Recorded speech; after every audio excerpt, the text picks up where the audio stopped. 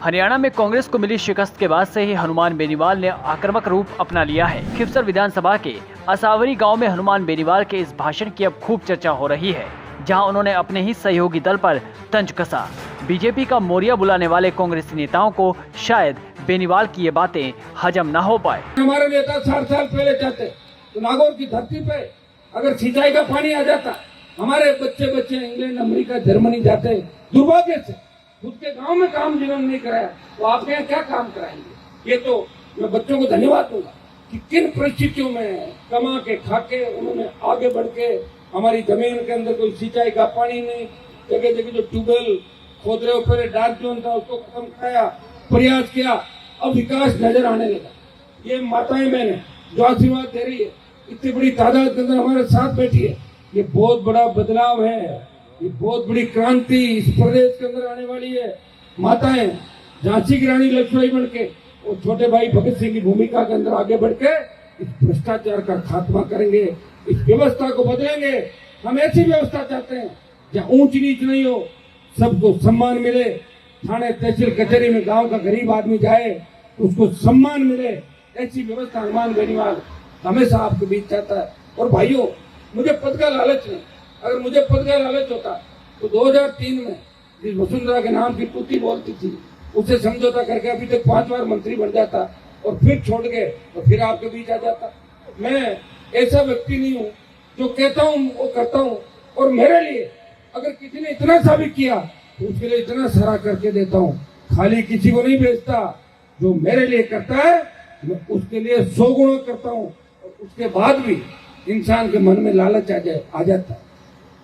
आदमी लालच होता है, आता भाई जब कुंवारे होते हैं भाई भाई के लिए मरता है, और जब शादियां होती है तो भाई भाई से अलग हो जाता है। होता कि नहीं होता? जो सगे भाई होते हैं, एक माँ के बेटे होते हैं, ये तो परंपराएं। मैं तो ये प्रयास कर रहा हूँ कि आप संकित रहो, मजबूत रहो। मैंने कभी भेद नहीं किया, मैंने कभी ये नहीं कहा इस गांव में मुझे वोट मिला है नहीं मिला, कभी बात नहीं की।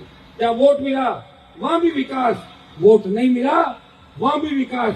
जो मेरे घर पे रोता हुआ आया वो हंसता हुआ गया, कितना ही बड़ा काम लेके आ गया।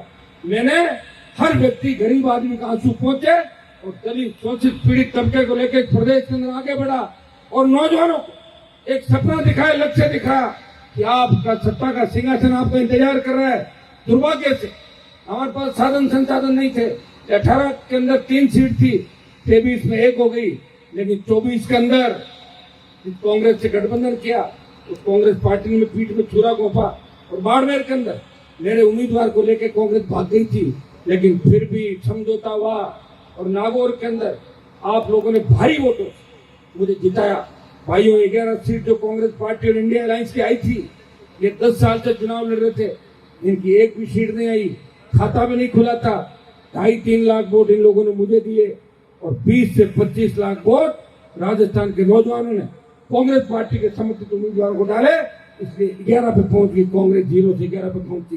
लेकिन कांग्रेस के लोग इस बात को नहीं कहेंगे, वो तो ये कहते हैं कि हमारी आंधी चल रही है, हमारा तूफान चल रहा है। वो तूफान हरियाणा में देख लिया आपको क्या हुआ। घमंड और अभिमान हम सब जाना चाहते थे, हम चाहते थे इंडिया अलायंस मिलकर हरियाणा के अंदर लड़े, भारतीय जनता पार्टी को शिकस्त दें, हरियाणा हमारा हर्ट है। लेकिन दुर्भाग्य से वो जो परिवार था वो ये चाहता था कि दूसरे लोग नहीं आए ताकि मैं दिल्ली में कहूं मैं मेरी ताकत पाया हूं, और वोटों का बंटवारा हो गया और वोट पड़े नहीं और सत्ता से दूर हो गए।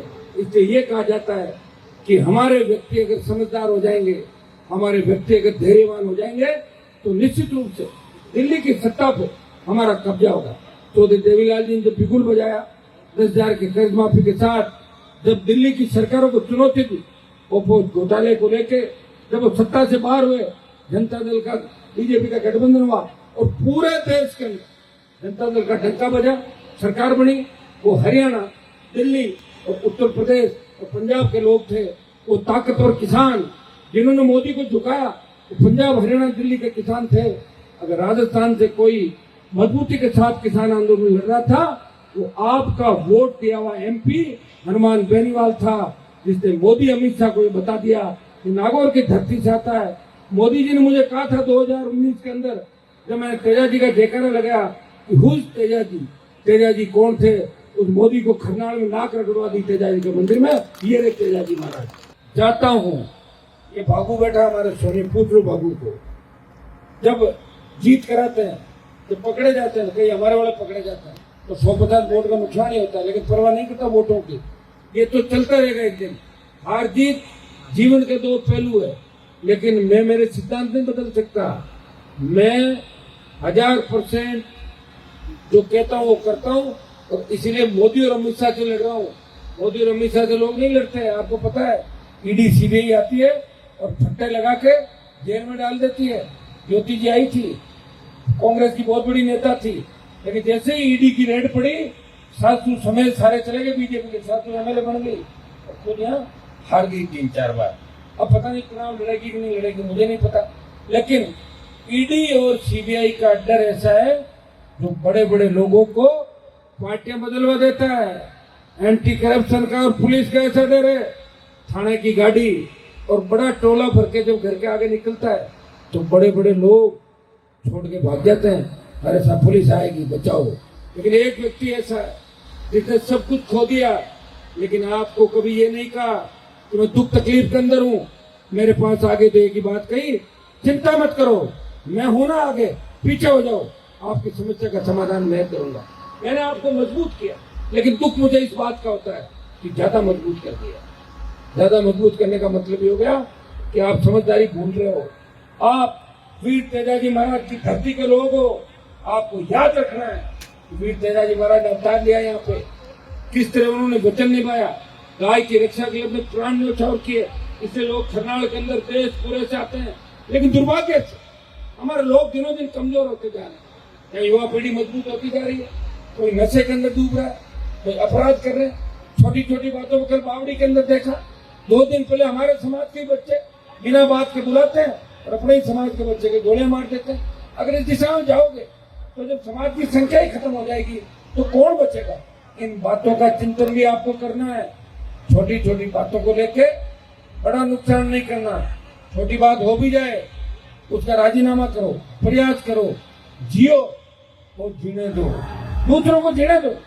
शेड्यूल कास्ट के भाइयों को, ओबीसी के भाइयों को, दूसरे जो हमारे कम संख्या के अंदर जो लोग रहते हैं गांव के अंदर, जहां हमारी संख्या ज्यादा है, कोशिश करो उनका मनोबल भी बढ़े, क्योंकि सारे समाज आगे बढ़ेंगे तभी प्रदेश आगे बढ़ेगा, तभी देश आगे बढ़ेगा, और देश आगे बढ़ेगा तभी हमारा सम्मान बढ़ेगा। वैसे ये पहली बार नहीं है जब बेनीवाल ने कांग्रेस पर सवाल उठाए हों, पर खिफसर उपचुनाव से पहले बेनीवाल के ये तेवर और हरियाणा में कांग्रेस की हार राजस्थान में होने वाले उपचुनाव पर जरूर असर डालेंगे।